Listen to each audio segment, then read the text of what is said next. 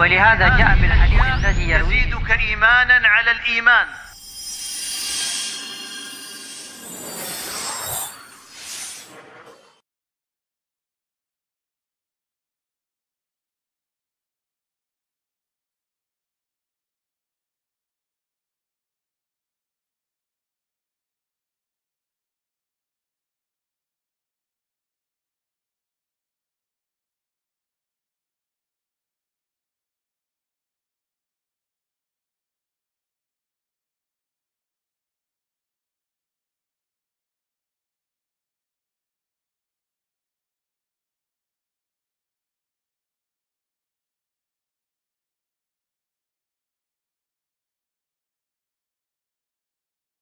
Bismillahirrahmanirrahim. Assalamualaikum warahmatullahi wabarakatuh. Alhamdulillah. Nahmaduhu wa nasta'inuhu wa nastaghfiruh. Wa na'udzu billahi min shururi anfusina wa sayyiati a'malina. May yahdihillahu fala mudilla lahu wa may yudlil fala hadiya lahu. أشهد أن لا إله إلا الله وحده لا شريك له وأشهد أن محمدا عبده ورسوله يا أيها الناس اتقوا ربكم الذي خلقكم من نفس واحدة وخلق منها زوجها وبث منهما رجالا كثيرا ونساء واتقوا الله الذي تساءلون به والأرحام إن الله كان عليكم رقيبا. Amma ba'du, Bapak Ibu hadirin hadirat yang semoga senantiasa dirahmati oleh Allah Azza wa Jalla.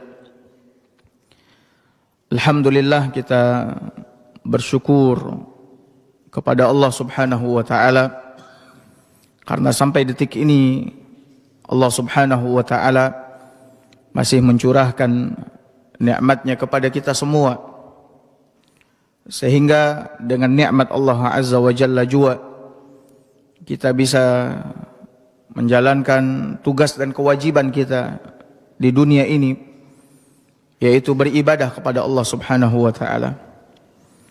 Kita berdoa dan memohon kepada Allah Azza wa Jalla agar Allah Subhanahu wa taala senantiasa memberikan keistiqomahan kepada kita untuk selalu dan senantiasa beribadah kepadanya sampai akhir hayat. Karena tugas dan kewajiban beribadah kepada Allah Azza wa Jalla adalah tugas dan kewajiban sampai mati. Allah Subhanahu wa taala berfirman kepada Nabi SAW, wa'bud rabbaka hatta ya'tiyakal yaqin. Beribadahlah engkau hingga datang keyakinan kepadamu. Dan keyakinan ini adalah kematian. Keyakinan ini adalah kematian.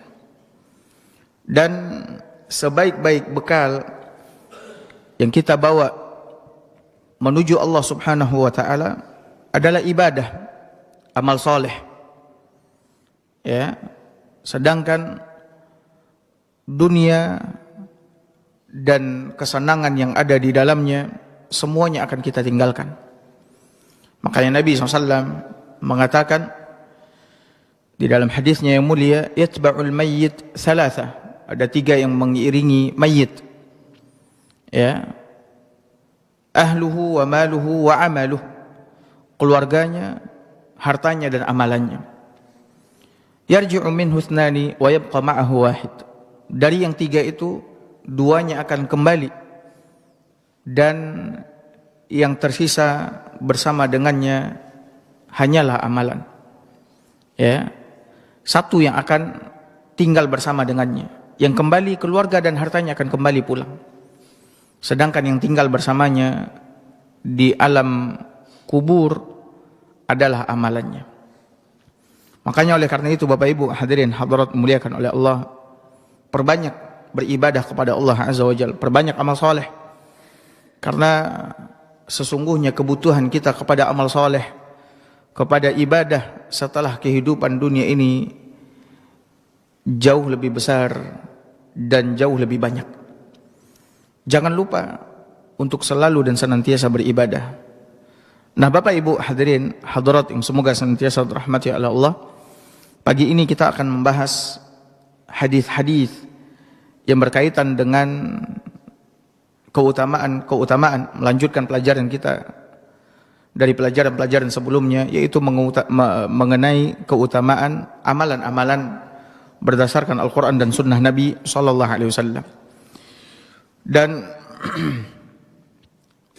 pagi ini kita akan masuk kepada bab yang baru setelah bab sebelumnya, di mana pada bab sebelumnya kita membahas tentang keutamaan menghadiri salat subuh dan isya secara berjamaah.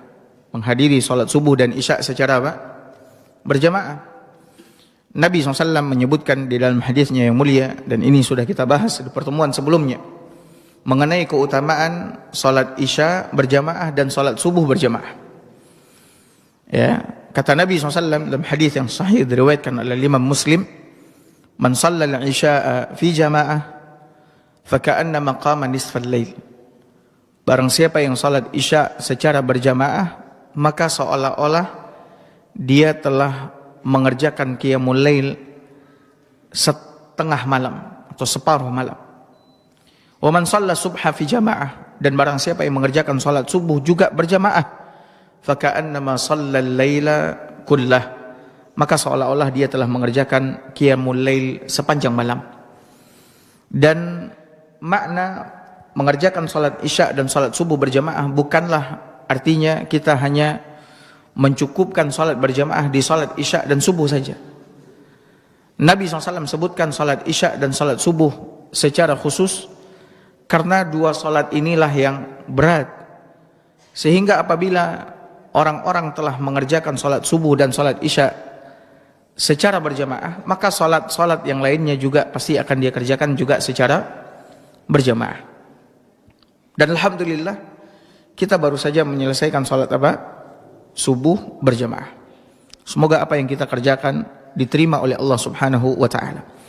Nah, sekarang kita akan masuk kepada bab yang baru, yaitu bab al-amri bil muhafazati 'ala salawat al-maktubat wan nahyul akid wal wa'idus syadid fi tarkihin, yaitu perintah untuk menjaga salat-salat wajib.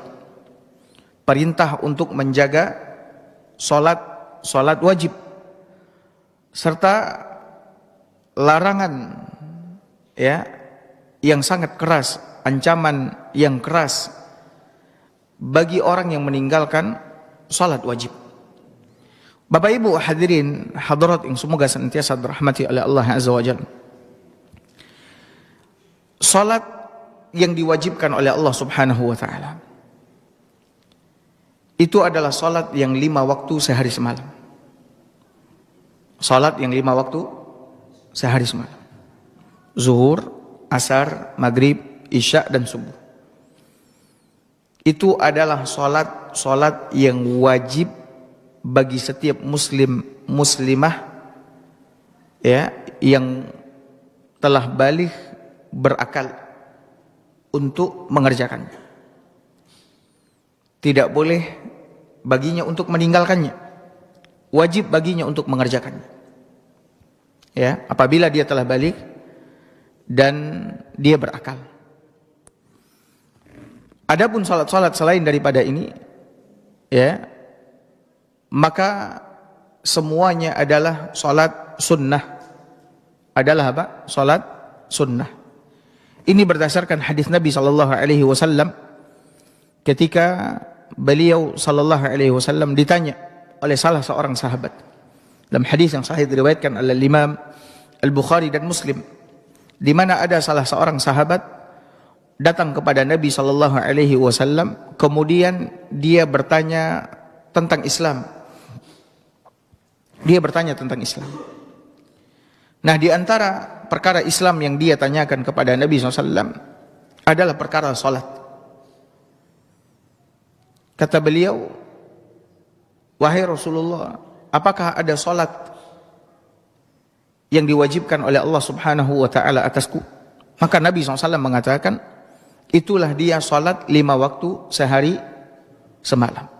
Itulah ia salat 5 waktu sehari semalam. Kemudian dia bertanya lagi kepada Nabi SAW, apakah ada selain daripada yang 5 ini atasku ya Rasulullah, yang wajib untuk aku kerjakan? Hal alayya ghairuha? Ada enggak yang lain selain dari yang 5 waktu ini, kata dia. Qala la. Maka Nabi SAW menjawab, tidak. Kata Nabi SAW, tidak. Illa an tatawwa, kecuali apabila engkau mau mengerjakan salat sunnah. Ya. Kata Nabi, tidak, kecuali apabila engkau mau mengerjakan salat apa? Sunnah. Yang wajib adalah yang 5 ini. Nah, kemudian Bapak Ibu hadirin hadirat dimuliakan oleh Allah, ketahuilah bahwa salat yang 5 ini itu sama dengan apa?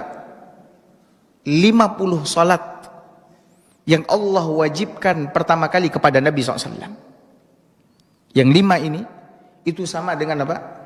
50 salat yang diwajibkan oleh Allah Subhanahu wa taala kepada Nabi sallallahu alaihi wasallam.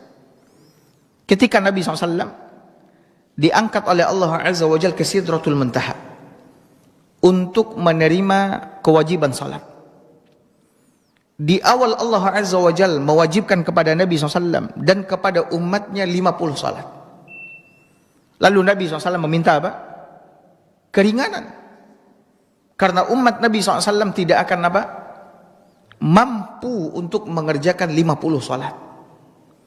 Jangankan 50, yang 5 saja susah, berat. Ya. Dan banyak yang meninggalkannya. Apalagi kalau seandainya salat itu memang diterima oleh Nabi SAW dan Nabi SAW tidak meminta keringanan, yaitu 50 salat. Tentu akan sangat berat, ya, dan sulit bagi umat Nabi SAW untuk apa? Menjaganya, mengerjakannya. Sampailah kemudian Allah Subhanahu wa taala mewajibkan kepada Nabi SAW 5 salat. Dan setelah Allah mewajibkan 5 salat, Allah Azza wa Jalla mengatakan kepada Nabi SAW, hiya khamsun wa hiya khamsuna. Itu adalah 5 salat yang diwajibkan dan ia adalah 50 salat.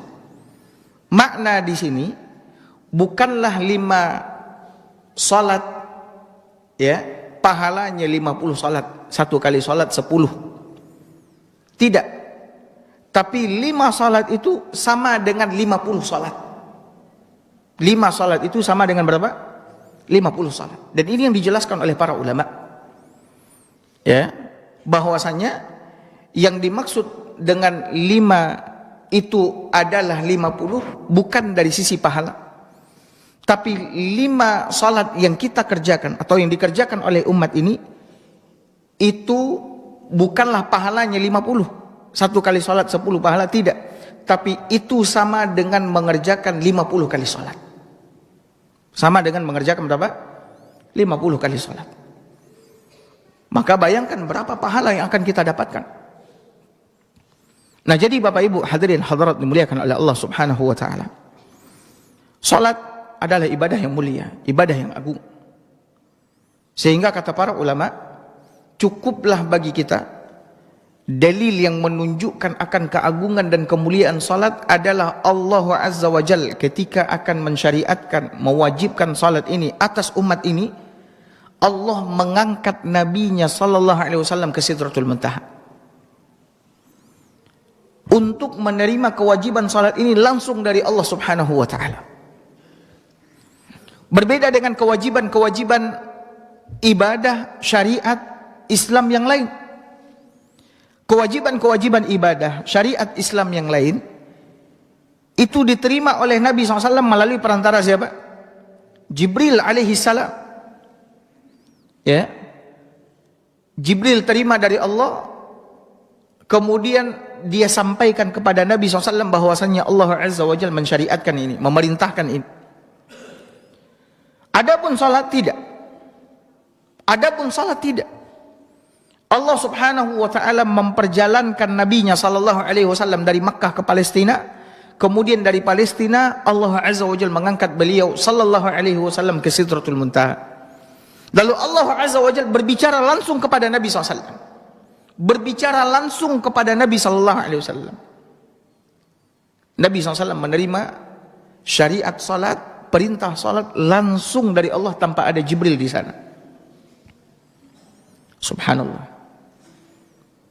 Sehingga Bapak Ibu hadirin hadirat dimuliakan oleh Allah, apabila kita telah mengetahui hal ini, bahwasanya Nabi SAW untuk menerima perintah salat, beliau naik ke Sidratul Muntaha dan menerimanya langsung dari Nabi SAW, menunjukkan betapa agungnya, mulianya kedudukan salat di dalam agama kita. Yang seharusnya kita memberikan apa? Memberikan perhatian yang sangat besar terhadap salat ini. Ya, menjaganya, memberikan perhatian yang besar kepadanya, mengagungkannya, membesarkannya. Kenapa? Karena Allah Azza wa Jalla mengagungkan dan membesarkan salat. Mengagungkan dan membesarkan salat. Sehingga oleh karena itu Bapak Ibu hadirin hadirat dimuliakan oleh Allah Azza wa Jalla, Nabi pun sallallahu alaihi wasallam juga menjelaskan kepada sahabat-sahabatnya bagaimana mulia dan agungnya salat ini dari semua syariat-syariat Islam. Ya, dari semua syariat-syariat Islam Nabi jelaskan bahwa di antara syariat yang paling agung dan paling mulia, yang paling besar di dalam Islam setelah dua kalimat syahadat adalah apa? Salat.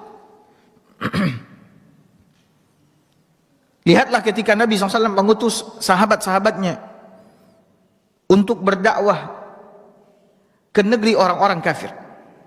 Dalam hadis yang sahih diriwayatkan oleh Imam Al-Bukhari dan Muslim, ketika Nabi SAW mengutus Mu'adz radhiyallahu anhu, Nabi sallallahu alaihi wasallam memberikan wasiat, memberikan nasihat. Kata Nabi sallallahu alaihi wasallam, "Ya Mu'adz, innaka ta'ti qauman ahli kitab." Sesungguhnya kau akan mendatangi kaum ahlul kitab, Yahudi dan Nasrani. "Faltakun awwal ma tad'uuhum ilaihi syahadatu an la ilaha illallah wa anna Muhammadar Rasulullah." Maka hendaklah yang pertama kali kau serukan kepada mereka, kau dakwahkan kepada mereka, yang pertama kali dua kalimat syahadat, la ilaha illallah Muhammad Rasulullah. Ya, ini yang pertama kali kau jelaskan, kau serukan kepada mereka. Tidak perkara yang lain. Yang pertama kali itu dua kalimat syahadat. Ya. Dan ini menjelaskan kepada kita pentingnya bagi kita muslim-muslimah untuk mempelajari dua kalimat syahadat terlebih dahulu. Karena dua kalimat syahadat ini yang dituntut darinya bukan hanya sekedar mengucapkan, akan tetapi juga dituntut dari dua kalimat syahadat ini meyakininya di hati kita seyakin-yakinnya terhadap semua yang terkandung di dalam dua kalimat syahadat tersebut, tanpa ada sedikit pun keraguan di dalamnya. Dan juga dituntut dari dua kalimat syahadat ini apa? Pembuktian. Pembuktian. Sehingga dua kalimat syahadat ini benar-benar memberikan manfaat, faedah kepada kita semua. Ya. Maka wajib bagi setiap muslim-muslimah untuk mempelajari dua kalimat syahadat ini. Tidak hanya sekedar mengucapkannya. Tapi banyak orang-orang yang mengucapkan dua kalimat syahadat, tapi dia tidak faham dan tidak mengerti maknanya, konsekuensinya, syaratnya, rukunnya, pembatalnya. Dia tidak memahami ini. Sehingga kita lihat orang ada yang mengucapkan dua kalimat syahadat tapi dia nggak sholat. Dia mengucapkan dua kalimat syahadat, ya, tapi dia melakukan kesyirikan. Dia mengucapkan dua kalimat syahadat, dia mengada-ngada di dalam agama. Dia meninggalkan sunnah Nabi SAW. Ya, ini menunjukkan bahwasanya dia tidak mengerti dan tidak faham dengan dua kalimat syahadat. Jadi kita harus belajar tentang dua kalimat syahadat. Lalu setelah itu apa kata Nabi SAW? Fa inhum ajabuka lidzalik. Kalau seandainya mereka telah menjawab seruanmu untuk mengucapkan, mengikrarkan dua kalimat syahadat ini, apa kata Nabi setelah itu? Fa'alimhum fa'akhbirhum annallaha qad iftarada alaihim khamsa salawatin fil yaumi wal lailah. Beritahukan kepada mereka, kabarkan kepada mereka bahwasannya Allah Subhanahu wa taala telah mewajibkan atas mereka salat 5 waktu sehari semalam. Nah, Bapak Ibu, ini yang harus kita ketahui, bahwasannya salat adalah ibadah yang sangat agung dan mulia dari semua ibadah yang ada di dalam Islam setelah 2 kalimat syahadat. Sehingga karena itulah Bapak Ibu hadirin hadirat yang dimuliakan oleh Allah, Allah Subhanahu wa taala memerintahkan kepada kita untuk menjaga salat yang 5 waktu sehari semalam ini. Jangan sampai kita melalaikannya, apalagi meninggalkannya. Karena meninggalkan salat wajib, yaitu salat yang 5 waktu sehari semalam ini, kalau seandainya dia tinggalkan karena mengingkari kewajibannya, dia katakan bahwasannya salat 5 waktu sehari semalam ini tidak wajib, maka ulama telah bersepakat akan kafirnya orang ini. Ulama sepakat mengatakan siapapun yang mengingkari, mendurhakai kewajiban salat yang 5 waktu sehari semalam, maka dia telah kafir, keluar dari apa? Islam. Adapun yang meninggalkan salat wajib karena malas, karena meremehkannya, di sini para ulama berbeda pendapat. Yang meninggalkan salat wajib karena malas, karena meremehkannya, para ulama berbeda pendapat. Ada yang mengatakan kafir berdasarkan nas-nas hadis, ya, yang datang dari Nabi sallallahu alaihi wasallam. Dan ada pula, dan ini pendapat jumhur, yang mengatakan dia tidak kafir, tapi dia adalah seorang muslim yang fasik dan pelaku dosa besar. Ya, pelaku dosa besar. Dan dua pendapat ini kedua-duanya memiliki dalil yang sangat kuat. Yang kafir mengatakan demikian karena Nabi SAW yang mengatakan, sesungguhnya yang membedakan antara kita mukmin muslim dari orang kafir dan orang yang melakukan kesyirikan adalah salat. Yang membedakan seorang muslim dengan kafir dan musyrik adalah apa? Salat. Berarti kalau tidak salat, tidak ada lagi apa? Pembeda. Tidak ada lagi pembeda antara muslim, kafir, dan musyrik. Lalu para sahabat Nabi SAW, mereka mengatakan, para sahabat Nabi SAW mereka mengatakan, kami tidak memandang dan melihat perbuatan yang apabila ditinggalkan oleh seseorang mengantarkan pelakunya kepada kekafiran selain daripada perkara meninggalkan salat. Artinya apa? Artinya para sahabat memandang orang yang meninggalkan salat kafir. Namun jumhur mengatakan tidak kafir. Ya, jumhur mengatakan tidak kafir dan mereka mengeluarkan dalil-dalil. Ya. Di antaranya dalil yang menunjukkan bahwa siapa saja yang mati di atas la ilaha illallah, maka dia akan masuk ke dalam apa? Surga. Siapa saja yang mengucapkan la ilaha illallah, maka dia akan masuk ke dalam apa?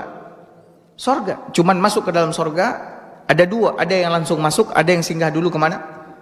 Ke neraka. Kemudian baru setelah itu apa? Masuk ke dalam surga. Cuman pendapat-pendapat ini saling beradu. Ya, yang mengkafirkan membantah pendapat yang tidak mengkafirkan. Begitu juga sebaliknya. Yang tidak mengkafirkan membantah pendapat yang mengkafirkan. Pendapatnya sama-sama kuat. Ya. Akan tetapi mereka semua sepakat mengatakan bahwa orang yang meninggalkan salat, mereka telah benar-benar melakukan dosa besar. Bahkan dosa meninggalkan salat lebih besar daripada membunuh. Lebih besar daripada apa? Membunuh. Lebih besar daripada berzina. Lebih besar daripada riba. Lebih besar daripada khamar, judi. Bapak Ibu bayangkan. Ini semua ulama sepakat akan hal ini. Bahwa dosa meninggalkan salat itu jauh lebih besar daripada dosa-dosa yang tadi disebutkan, membunuh. Nah, hari ini lihat. Ya. Orang tua ketika anaknya membunuh, ketika anaknya berzina, dia marahnya luar biasa. Tapi ketika anaknya meninggalkan salat,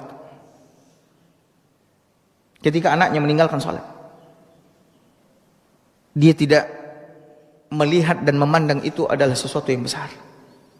Bahkan dia tidak marah. Ya subhanallah. Subhanallah. Seharusnya dia jauh lebih marah ketika anaknya meninggalkan apa? Salat, karena dosanya jauh lebih besar daripada yang dia marah karenanya. Membunuh, berzina, riba, minum khamar, judi, dan lain sebagainya. Nah, Bapak Ibu hadirin hadirat dimuliakan oleh Allah Azza wa Jalla. Allah Subhanahu wa Ta'ala di dalam Al-Quran memerintahkan kita semua untuk menjaga salat. Tidak melalaikannya dan tidak meninggalkannya. Karena dia adalah kewajiban yang paling wajib, ibadah yang paling agung dari semua ibadah.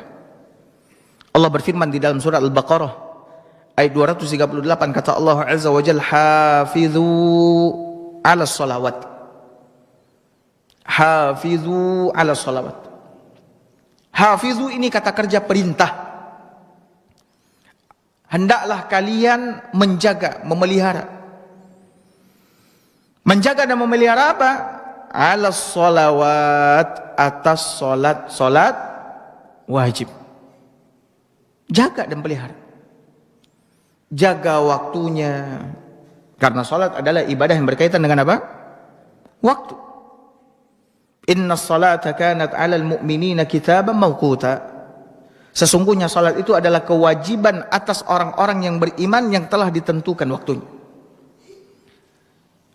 Dan kita semua telah mengetahui waktu salat. Maka jaga pelaksanaan salat. Jangan sampai kita mengerjakan salat di luar waktunya. Ya, karena kita melalaikannya.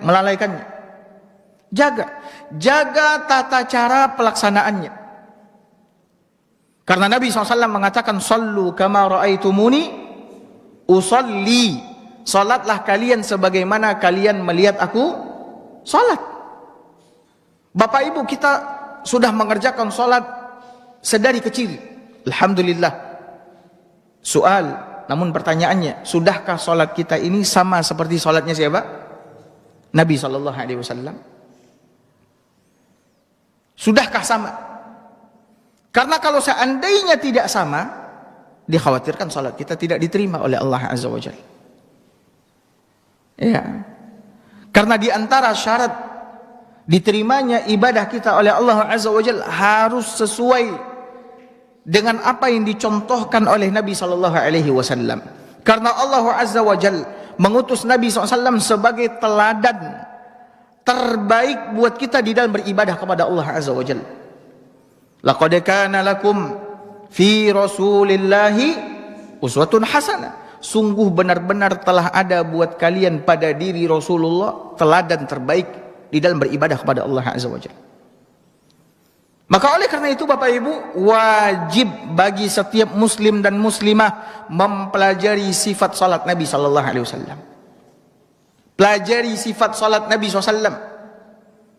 Bagaimana berdirinya Nabi SAW. Bagaimana bacaan Nabi sallallahu alaihi wasallam. Bagaimana rukuknya Nabi SAW. Iktidalnya Nabi SAW, sujudnya Nabi SAW, semuanya Bapak Ibu mesti pelajari. Pelajari. Dan mempelajari sifat salat Nabi SAW tidak akan memakan waktu yang panjang. Bapak Ibu beli bukunya atau dengarkan kajian mengenai sifat salat Nabi SAW, mungkin 1 jam, mungkin 2 jam, namun manfaatnya akan Bapak Ibu rasakan sampai Bapak Ibu berdiri di hadapan Allah Azza wa Jalla. Pelajari sifat salat Nabi SAW. Baca, dengarkan penjelasan para ulama mengenai sifat salat Nabi SAW.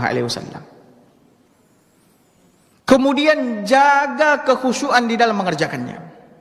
Kekhusyuan adalah ruh salat. Salat yang dikerjakan tanpa ada kekhusyuan, maka sama seperti salat yang tidak memiliki ruh.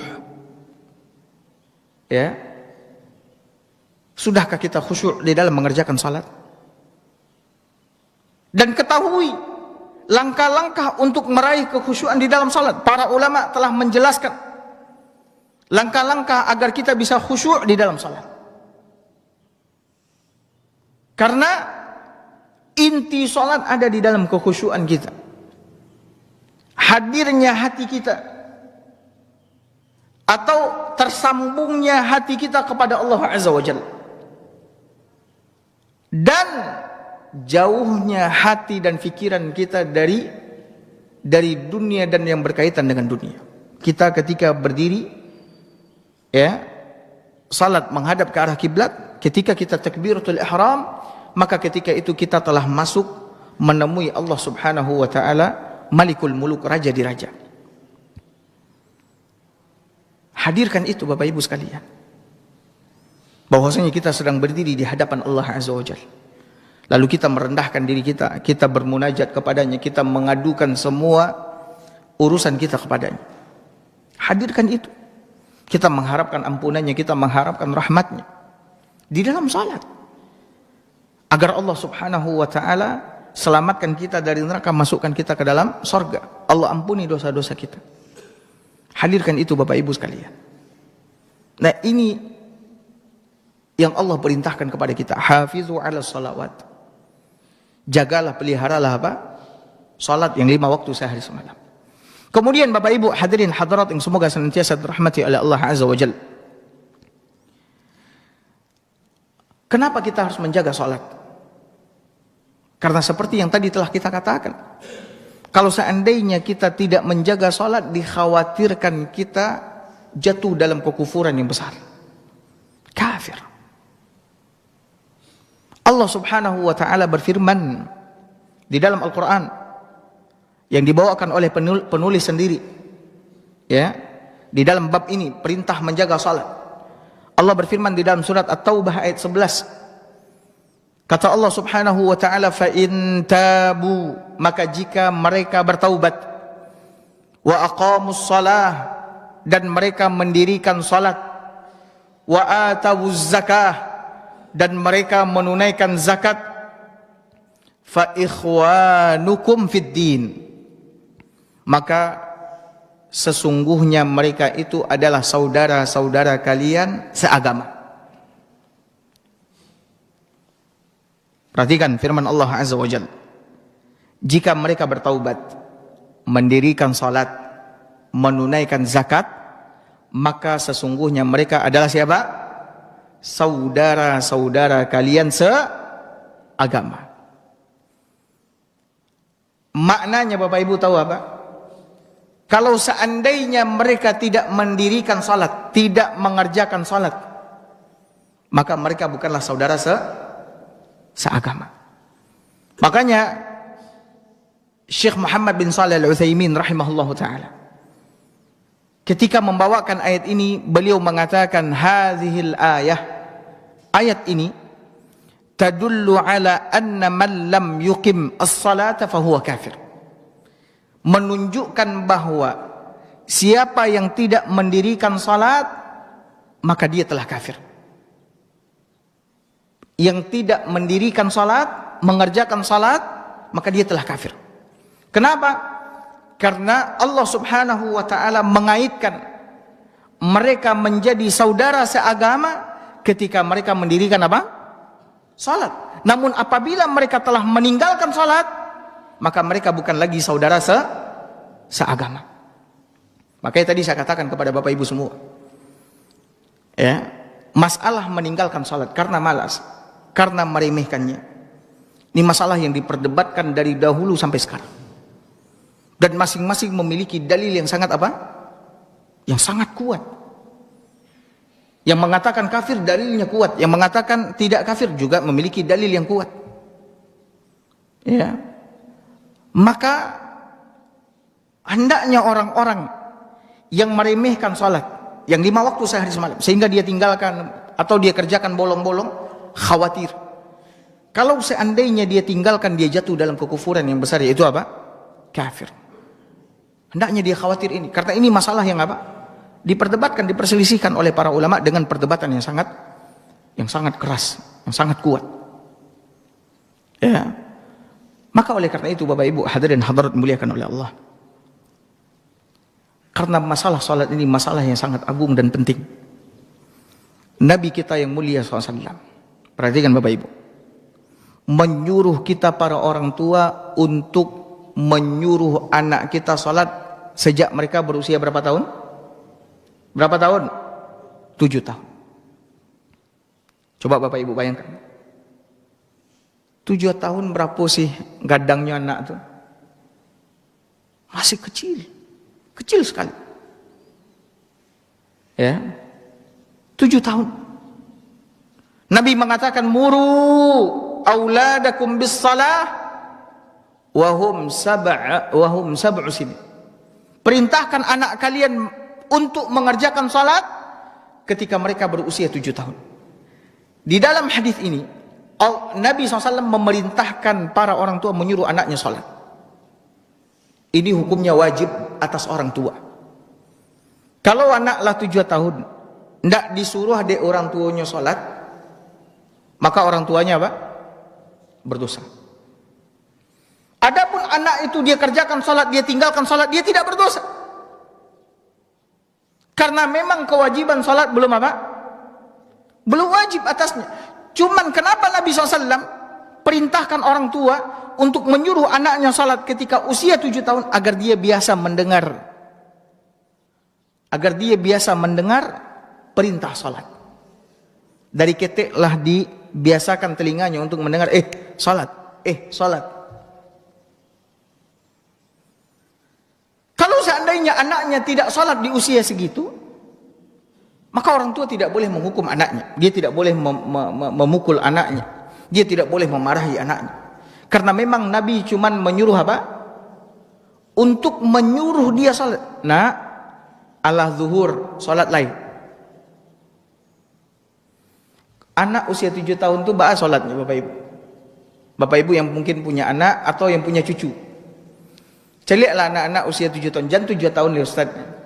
Kadang nan 2 balik tahun mana salatnya sama saja ya anak 7 tahun saja. Kadang nak nyu baca rukuk alun samparunonyo lah tagak. Salatnya candu apa? Candu kilik. Tapi enggak ada masalah. Kita sudah biasakan dia untuk mendengar kewajiban salat. Dan jangan celah dia belum balik, akalnya juga belum sempurna, jangan celah dia. Kita disuruh, nak salat, nak udah azan salat, nak sudah azan salat. Jadi tertanam di benaknya, di otaknya akan pentingnya perkara apa? Salat. Dan ini berlangsung selama berapa tahun? 3 tahun. Ketika mereka usia 10 tahun, Nabi mulai menyuruh kita untuk meningkatkan pendidikan kita terhadap salatnya anak. Walaupun sebenarnya 10 tahun itulah wajibnya salat. Sudahkah wajib anak 10 tahun untuk salat? Belum. Karena kewajiban itu baru akan jatuh ketika dia telah apa? Balik. Ketika dia telah balik. Anak balik usia berapa? Usia 13, 14 tahun. Tapi lihat dari ketek sudah diperintahkan kita untuk mendidik anak kita untuk apa? Mengerjakan sholat. Ketika di usia 10 tahun, Kalau dia tidak mengerjakan salat, Nabi menyuruh kita para orang tua untuk memukulnya. Memukulnya dalam rangka mendidik, bukan memukulnya karena marah, karena benci, tapi karena untuk mendidiknya agar dia tahu kalau dia meninggalkan salat, ini perkaranya sudah besar. Dia harus menerima apa? Pukulan. Bapak Ibu ambil pena, pukul tangannya. Dia harus tahu itu. Pukul dia. Ya. Pukulan yang mendidik. Anak yang taunya orang tuanya sayang kepadanya, lembut kepadanya, ketika dipukul walaupun dengan pena, akan sampai kemana? Ke hatinya. Maka dia tahu, oh ini bapaknya berarti benar-benar marah dan tidak suka kalau seandainya dia meninggalkan apa? Salat. Wadribuhum wa hum abna'u asyar. Pukul mereka ketika mereka sudah berusia berapa? 10 tahun. Disuruh pukul Bapak Ibu. Kini ba cara kamu mukul anak? Umur lah 20 lah 25. Di lampangnya nyobai lari. Di lampangnya nyobai lari. Tuh nak tahu aja nyoleh dah. Ya karena kesalahan kita dahulu. Terus bagaimana Ustaz? Ya perbaiki. Perbaiki terus, nasihati dia, terus ajak dia sholat, dan terus doakan dia. Ya, terus doakan dia. Kalau lah 20-25 tahun itu dipukul Bapak Ibu, nak kata rasul dia nyelin. Ya, melawannya. Mungkin awak dia ajak batenju le. Kau batenju ayah aja. Ayolah keluar tu aja. Ya. Katanya lah kadang. Tapi kalau anak-anak takut, ya, maka perbaiki dari sekarang. Bagaimana memperbaiki? Ya, anak kita jauh Ustaz, teleponin Bapak Ibu punya telepon. Tanganku mungkin lebih banyak membaca handphone daripada membaca Quran lain. Iya atau enggak? Iya. Maka teleponin dia. Setiap waktu salat, mau masuk waktu salat, misalkan salat zuhur, misalkan jam berapa? 2 balik lewat 5 misalkan, lewat 2. Jam 2 leh kurang 10 telepon. Nak di mana? Di Sikoyah. Itu orang niu zuhur. Terus. Ya, terus teleponin supaya dia tahu. Supaya dia mulai tahu, mulai sadar. Dan kita nasihatin, nak, salat yang agama nak, salat ini ibadah yang paling agung, paling wajib dari semua ibadah yang ada. Jangan kau tinggalkan. Kalau kau mau selamat dunia dan akhirat, kau hendaklah menjaga apa? Salat terus. Kita berikan pendidikan mengenai salat. Kalau nyolah gadang. Tapi kalau dia kecil, lakukan seperti yang diperintahkan oleh Nabi SAW. Usia 7 tahun, suruh dia salat. Kini anak-anak lah kadang, bahkan kami lah punya cucu, cucu turunkan. Sampaikan ke anak kita. Sampaikan ke anak kita. Nak, ayah dulu, ya tahulah, uang banyak. Ayah sibuk bakar rajo.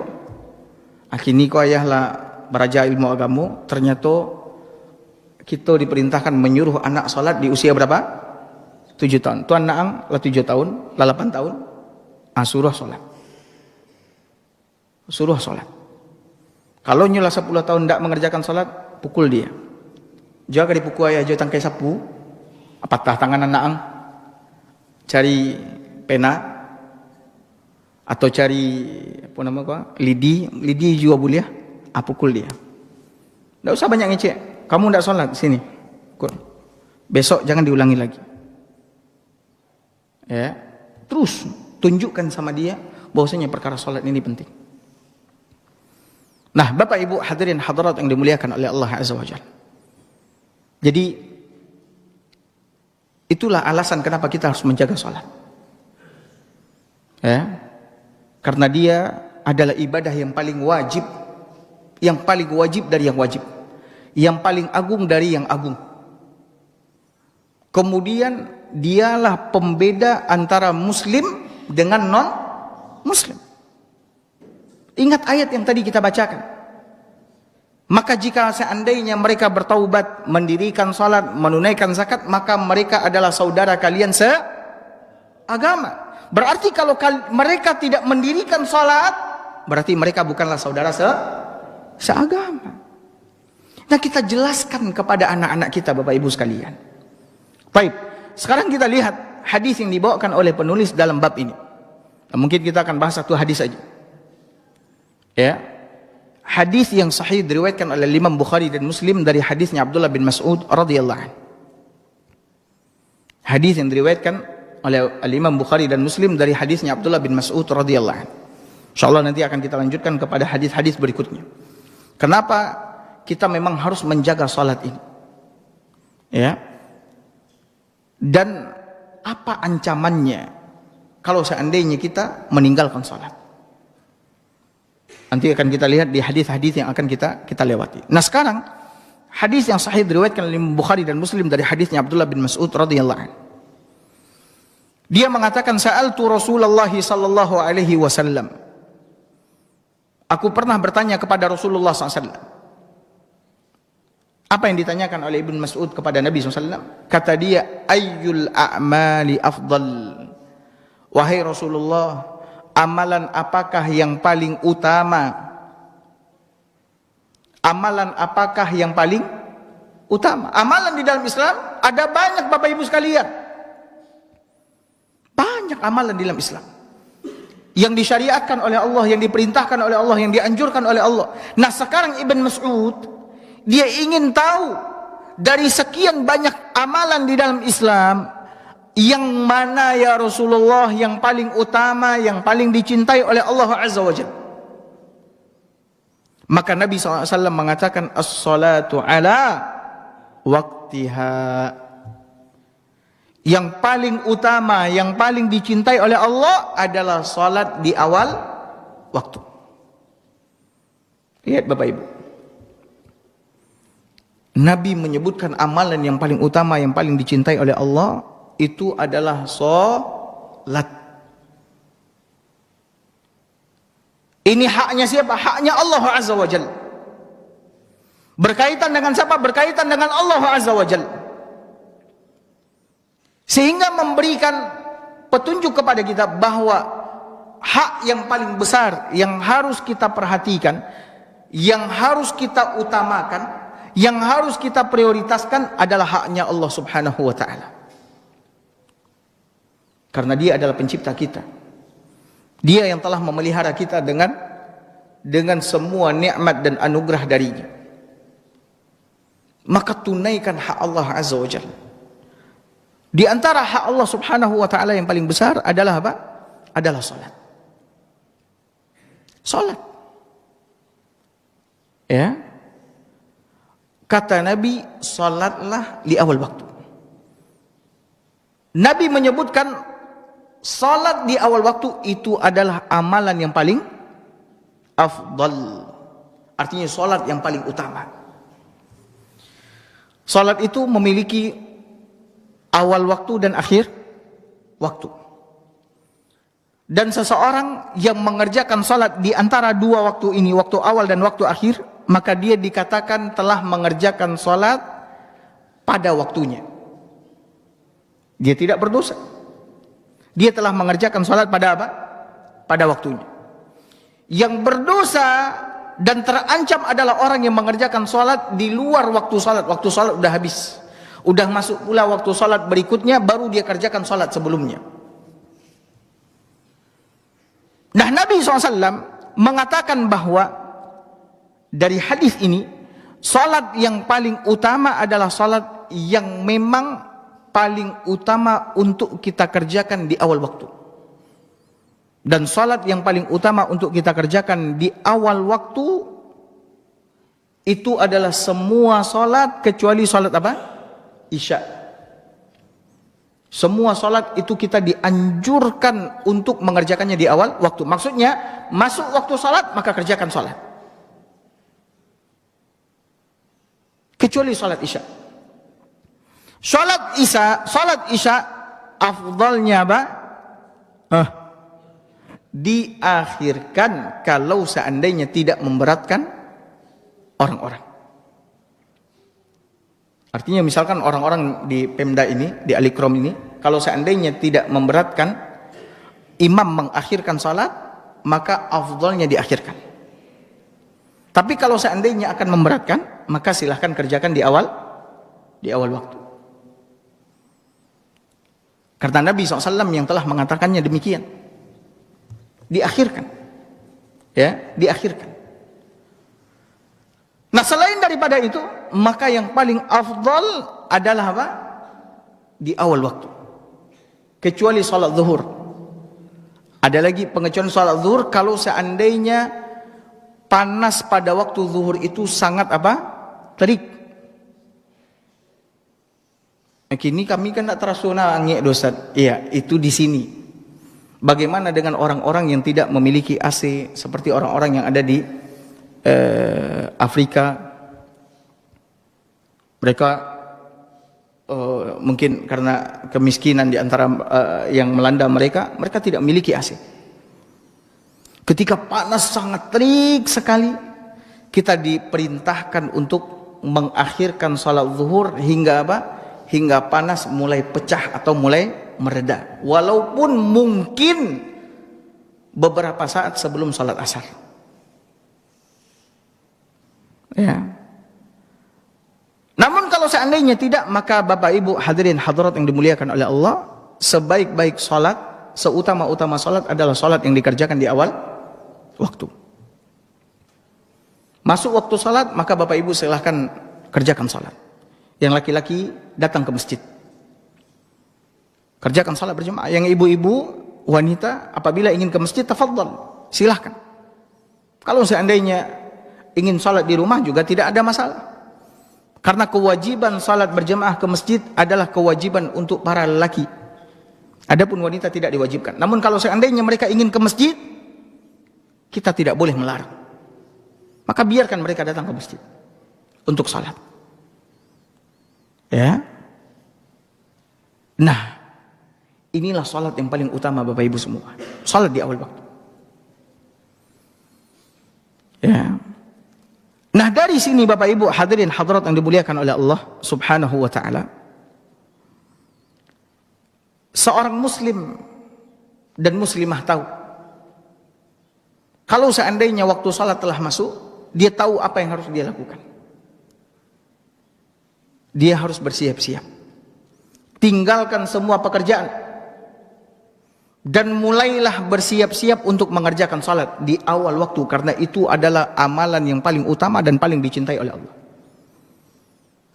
Jangan tunda sehingga kita melewatkan kesempatan untuk mendapatkan salat di awal waktu yang itu adalah seutama-utama amalan yang paling dicintai oleh Allah Azza wa Jalla. Dan Nabi SAW lihat Bapak Ibu telah mencontohkan kepada kita bagaimana seharusnya sikap kita di hadapan salat kalau seandainya waktunya telah masuk. Apa kata Aisyah radhiyallahu taala anha?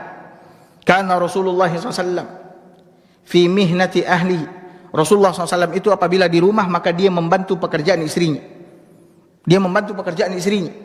Wa idza hana waktu salah, namun apabila waktu salat telah masuk, Nabi tinggalkan pekerjaannya, kemudian Nabi SAW pergi ke mana? Ke masjid. Dari mana Nabi SAW tahu? Dari kumandang azan. Terdengar oleh Nabi azan, Nabi tinggalkan pekerjaannya, kemudian pergi ke masjid. Nah, seharusnya ini pula yang kita lakukan. Kita mungkin dalam sebuah pekerjaan atau tengah mengerjakan sesuatu, masuk waktu sholat, tinggalkan, stop, lanjutkan nanti setelah sholat. Ibu-ibu juga demikian, masuk waktu sholat, tinggalkan pekerjaannya. Pekerjaan membersihkan rumah bisa ibu-ibu lakukan nanti setelah apa? Setelah menyelesaikan sholat. Jangan ditunda-tunda Bapak Ibu sekalian. Kalau tidak Bapak Ibu akan melewatkan pahala yang besar. Kerjakan Bapak Ibu. Ya. Namun sayangnya itulah kita lihat hari ini. Orang-orang lebih memilih melanjutkan pekerjaannya ketimbang memenuhi panggilan siapa? Panggilan Allah yang telah menciptakannya. Seharusnya dia dahulukan panggilan Allah, kemudian baru setelah itu dia lanjutkan pekerjaannya. Dan dia akan lihat bagaimana Allah subhanahu wa ta'ala akan memberikan keberkahan kepadanya, memberikan kebaikan, keutamaan kepadanya, karena dia telah mendahulukan panggilan Allah daripada panggilan siapapun.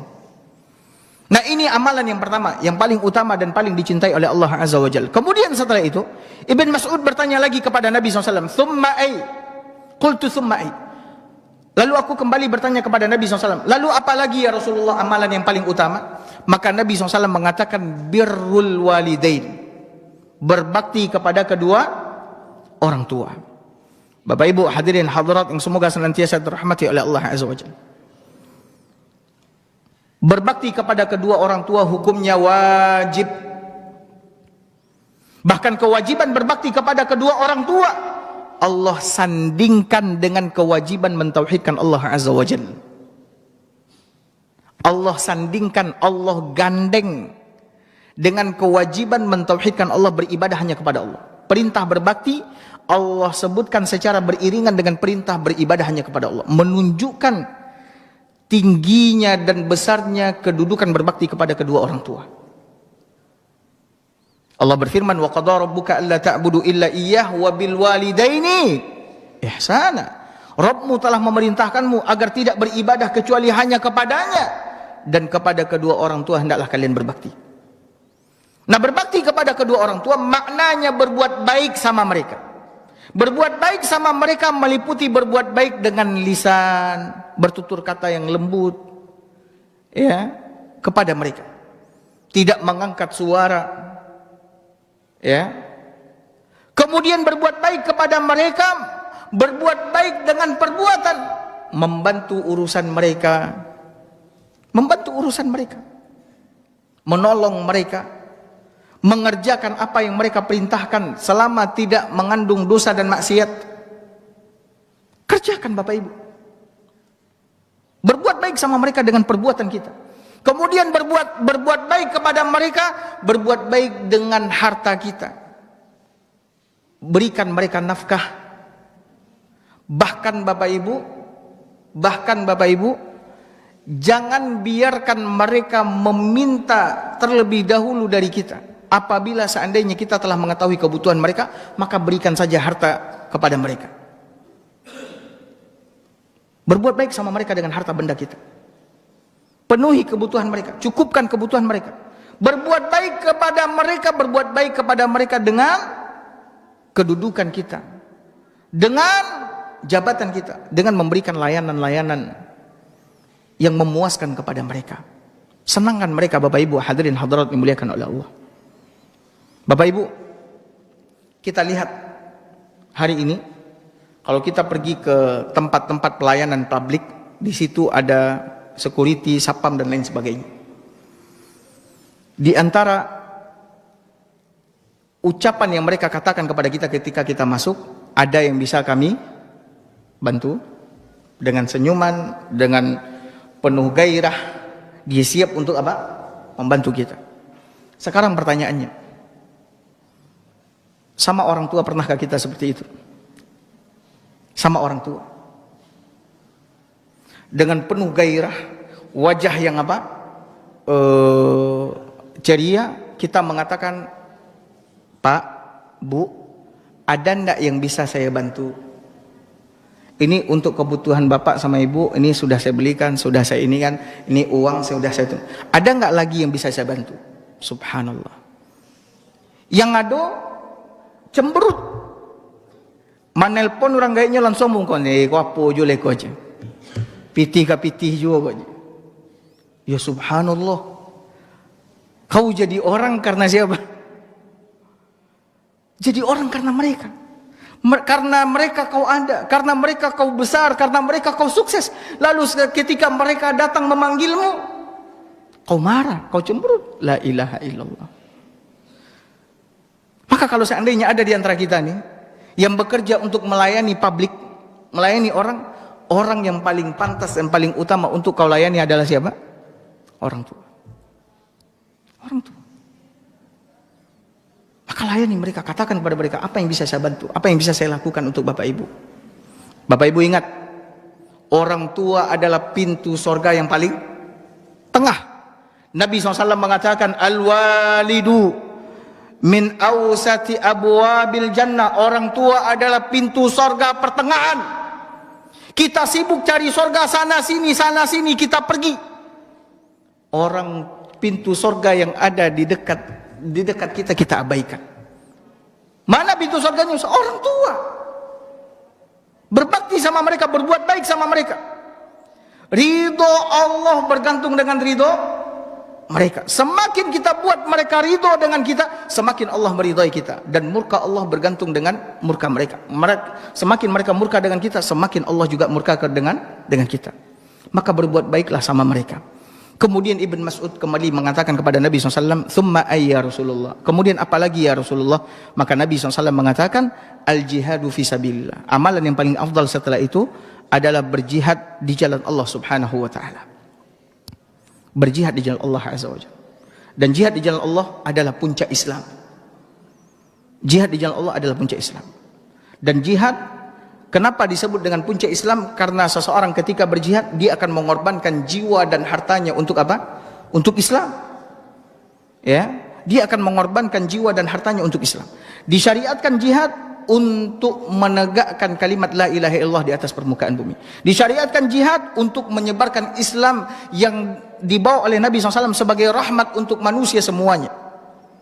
Maka oleh karena itu Bapak Ibu hadirin hadirat yang dimuliakan oleh Allah Subhanahu wa taala, inilah 3 amalan yang paling utama dan paling dicintai oleh Allah Subhanahu wa taala.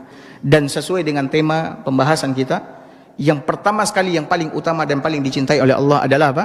Salat di awal waktu. Maka kita berdoa kepada Allah Azza wa Jalla, semoga saya dan Bapak Ibu semua Allah jadikan termasuk orang-orang yang menjaga salat ini, ya, mengerjakan salat ini, mendirikan salat ini. Begitu juga dengan anak-anak cucu keturunan kita semua. Semoga kita semua ya senantiasa menjaga salat ini, mendirikan salat ini sampai kita bertemu dengan Allah Subhanahu wa taala. Baik, mungkin ini yang bisa kita sampaikan pada kesempatan kali ini. Semoga apa yang kita sampaikan ini bermanfaat. Barakallahu fikum wa sallallahu ala nabiyyina Muhammad wa ala alihi wa sahbihi wa sallam. Assalamualaikum warahmatullahi wabarakatuh.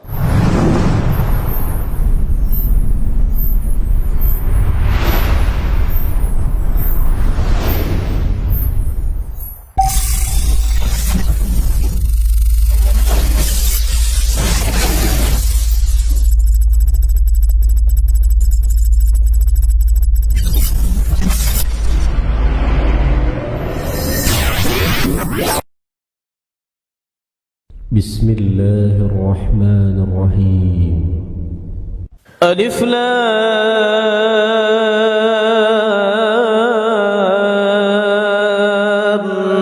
ميم